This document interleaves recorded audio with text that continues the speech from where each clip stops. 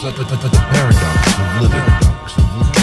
This ecstasy comes when one is most alive. And it comes as a complete forgetfulness that one is alive.